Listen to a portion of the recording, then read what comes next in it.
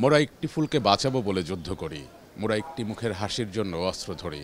আমরা যুদ্ধের কথা বলছি, কিন্তু মুক্তিযুদ্ধ আমরা দেখিনি, তবে মুক্তিযুদ্ধের গল্প শুনেছি, বইতে মুক্তিযুদ্ধের গল্প পড়েছি।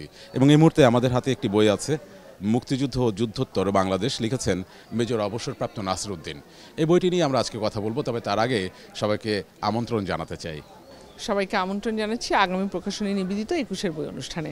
আপনাদের সাথে আছে আমি জিনিয়া কবি সূচনা, আর আমার সাথে যিনি থাকেন বরাবরের মতোই আছেন নীল মাহমুদ।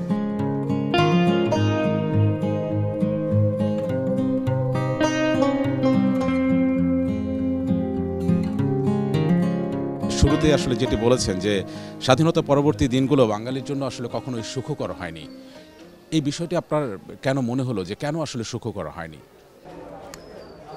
মুক্তিযুদ্ধ গত হয়েছে আজকে প্রায় অর্ধশতক বছর আগে, আরও বেশি হবে একটু।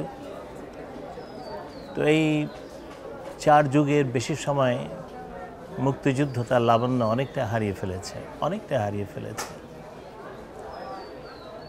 এই হারিয়ে যাওয়ার পিছনে আমরা যারা যুদ্ধ করেছি আমাদের অবদানটাই বেশি। আমরা এই হারিয়ে যাওয়ার এই প্রসেসটাতে অনেক ইনপুট দিয়েছি। এগুলো ভাবলে নিজের কাছে খারাপ লাগে, মনে হয় যদি আবার সেই দিনগুলিতে ফিরে যেতে পারতাম। এই বইটি মুক্তিযুদ্ধ ভিত্তিক একেবারেই না, এটার মুক্তিযুদ্ধের একটা অংশ নিয়ে এই বইটি লেখা। মুক্তিযুদ্ধের অংশ বললেও ভুল হবে। আমি যে জায়গাটিতে যুদ্ধ করেছি, যে সেক্টরে যুদ্ধ করেছি এবং যেই বিশেষ এলাকায় আমি যুদ্ধ করেছি, সেখানকার ঘটনাবলী নিয়ে এই বইটির মুক্তিযুদ্ধের অংশ এটা লেখা হয়েছে। এবং চূড়ান্ত যুদ্ধে আমার যে একটা ভূমিকা ছিল, আমার সহযোদ্ধাদের যে একটা ভূমিকা ছিল, ব্যাপক ভূমিকা, সেটা আমি উল্লেখ করেছি। এবং বিজয়ের আগ মুহূর্ত পর্যন্ত এই যে মুক্তিযুদ্ধের যে কথাগুলো, এই বইতে আমি এটাকে সন্নিবেশন করেছি। মানে যেগুলো এখন আমরা গল্পের মতো করে পড়ছি বা দেখছি, সেগুলো আসলে একেবারেই বাস্তব ঘটনা ছিল আপনাদের কাছে, এবং আপনারা প্রতিনিয়ত সেটি দেখেছেন মুক্তিযুদ্ধ করতে গিয়ে। আপনি আপনার বইয়ের ভূমিকাতে লিখেছেন যে গণতন্ত্রের চর্চা না করাটাই একটা অন্যতম কারণ। সেটা আপনি এই সময়ের প্রেক্ষাপট আসলে কি বলবেন? আপনার এই প্রশ্নের উত্তর দিতে গেলে অনেক কিছুই বলতে হয়। প্রথমেই বলবো যে এই মুহূর্তে এখানে বসে মনে হয় এই দেশে আমার জন্ম না হলেই হয়তো ভালো হতো। আবার মনে হয় মুক্তিযুদ্ধ না হলেই হয়তো ভালো হতো, কারণ আমরা এটাকে ধরে রাখতে পারিনি। আবার মনে হয় মুক্তিযুদ্ধের আগেই হয়তো এর থেকে ভালো ছিলাম। আবার মনে হয় যদি রিয়েলিস্টিক্যালি চিন্তা করি, তারও আগে ভিক্টোরিয়ার শাসনামলে আরও ভালো ছিলাম। অ্যাকাউন্টেবিলিটি ছিল, আইনের শাসন ছিল, কথা বলার সুযোগ ছিল। হ্যাঁ, কলোনিয়ালিজম ছিল, সেটা তো এখনও আছে, কদিন আগেও ছিল, তারও আগে ছিল। শোষিত তো আমরা হচ্ছেই। প্রভুত্ববাদ, কর্তৃত্ববাদ, এসব কন্টিনিউয়াসলি এটা আমাদের দেশে আছে, বরং আরও বেড়েছে। 1971-এর 16ই ডিসেম্বর বিকেল থেকে প্রভুত্ববাদ আমাদেরকে গ্রাস করেছে, কর্তৃত্ববাদ আমাদেরকে গ্রাস করেছে, আধিপত্যবাদ আমাদেরকে গ্রাস করেছে। আমরা মুক্তি পাইনি এর থেকে, এখনও মুক্তি পাইনি। এই মুহূর্ত পর্যন্ত কর্তৃত্ববাদ আছে। আপনি এটাই বলছিলেন যে আমরা যে স্বাধীনতার জন্য সবসময় সংগ্রাম করে গেছি, কিন্তু বিজয় এসেছে, কিন্তু সেই স্বাধীনতাগুলো আসলে আমরা কখনোই ছুঁয়ে দেখতে পারিনি। আপনি তো মুক্তিযুদ্ধ করেছেন, এবং এই যে জুলাই গণ অভ্যুত্থান গেল, সেখানেও আপনি কিন্তু গুলিবিদ্ধ হয়েছিলেন, সেখানেও আপনি আহত হয়েছিলেন, সেখানেও আপনারা যারা অবসরপ্রাপ্ত আছেন আপনারাও কিন্তু বিদ্রোহ করেছিলেন। তো এই যে দুইটা ধারা, মানে যে কারণগুলোর কারণে মুক্তিযুদ্ধ হয়েছিল, যে কারণে আসলে জুলাই গণ অভ্যুত্থান হলো, সেই কারণগুলো আসলে কতটা মানুষের কাছাকাছি পৌঁছাতে পারলো বলে আপনি মনে করেন? আপনি আপনার প্রশ্নের মধ্যে অনেকগুলো বিষয়ের অবতারণা করেছেন। যে আমরা এটার মধ্যে আমাদের যে পার্টিসিপেশন ছিল, আমি খুব জোরের সঙ্গে বলবো যে এটা শুধু ছাত্র জনতার অভ্যুত্থানই ছিল না, এখানে সৈনিকদের পার্টিসিপেশন ছিল এবং ম্যাসিভলি ছিল। আমরা যারা সেনাবাহিনীর অবসরপ্রাপ্ত কর্মকর্তা ছিলাম, আমরা যারা সেনাবাহিনীর সৈনিক ছিলাম, আমরা পার্টিসিপেট করেছি। 1 তারিখ থেকে আমরা ছুটে গেছি এক পোস্ট থেকে আরেক পোস্টে। সৈনিকদেরকে, অফিসারদেরকে বলেছি, don't open fire on your people, এরা তোমাদের সন্তান, তোমাদের ভাই, তোমাদের মেয়ে, তোমাদের বোন, ডোন্ট কিল দেম। আমরা যে বন্দুকের নল ঘুরিয়ে দিতে সমর্থ হলাম, এটা কিন্তু কেউ বলে না, এটা বলে না। কিন্তু এখানে হচ্ছে আমাদের মানে অসত্যের যে চর্চা হয় এই দেশে, এটা আরেকটি উদাহরণ। এতে আমাদের দুঃখ নেই। তারপরে যদি দেশ যদি ভালো থাকতো, আমাদের দুঃখ ছিল না, কষ্টবোধ ছিল না। কিন্তু দেশ ভালো নেই।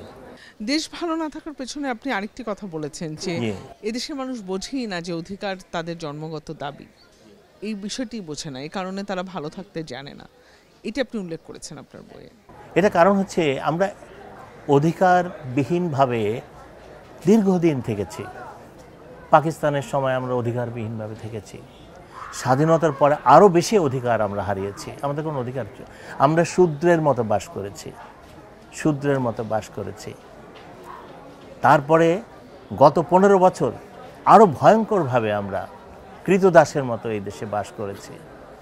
এই বইটি আমি 6 বছর চেষ্টা করেছি প্রকাশ করার জন্য, আমাকে প্রকাশ করতে দেওয়া হয়নি, আমাকে বাধা দেওয়া হয়েছে। শেষ একটি প্রশ্ন করতে চাই যে এই যে এত সব দুঃখ অপ্রাপ্তি, মানে সেই জায়গায় রাজনীতির জায়গাটা কতটা গুরুত্বপূর্ণ ভূমিকা পালন করতে পারতো, কিংবা ব্যর্থতা, রাজনীতি কতটা এখানে গুরুত্বপূর্ণ আপনার কাছে? দেখেন, মুক্তিযুদ্ধ ছিল একটা বিরাট রাজনীতির অংশ।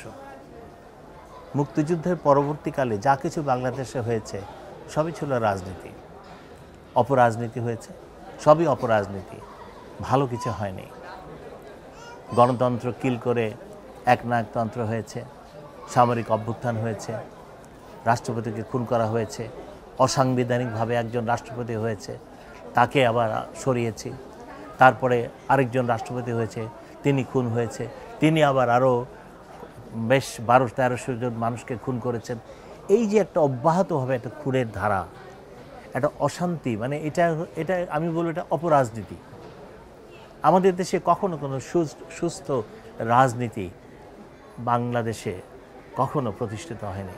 সত্যি বলতে কি, একটা কথা দিয়ে আমি শেষ করতে চাই, পৃথিবীর কোথাও মুসলমান জনগোষ্ঠী গণতন্ত্র পছন্দ করে নাই, এখনো করে না, এটাই সত্য কথা।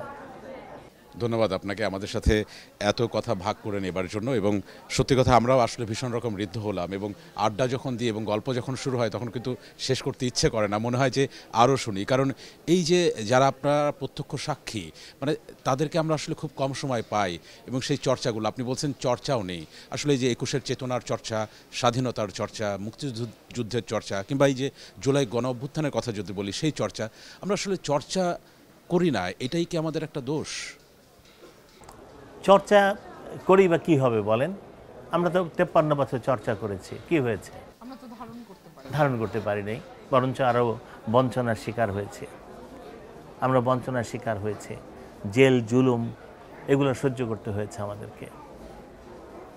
কিন্তু আপনি প্রত্যাশা তো করেন প্রজন্ম থেকে প্রজন্মে এই চেতনা ছড়িয়ে যাক, সেটা মুক্তিযুদ্ধ, 71 কিংবা জুলাই গণ অভ্যুত্থান চেতনা। আমার ভিতরে একটা সুপ্ত একটা অনুভূতি কাজ করে যে কোনো একদিন হয়তো আমাদের দেশের একটি প্রজন্ম আসবে যারা এগুলো মানে ঘেটে ঘেটে আস্তে আস্তে বের করবে, সত্যিকার মানে বিষয়গুলো তুলে ধরবে, আরও পরের প্রজন্মের জন্য তুলে ধরবে। এই একটা অনুভূতি কাজ করে ভিতরে। কিন্তু এই মুহূর্তে আমি মনে করি না আমাদের কোনো we have any silver lining in the cloud. No, এটা হতাশার একটি দেশ।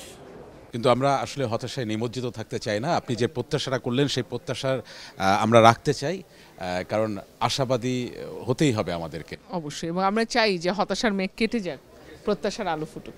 এবং বেশি কথা না বলে সেই প্রত্যাশাটুকু সাথে রেখে আমরা আসলে বিদায় নিচ্ছি আগামী প্রকাশনী নিবেদিত 21-এর বই থেকে।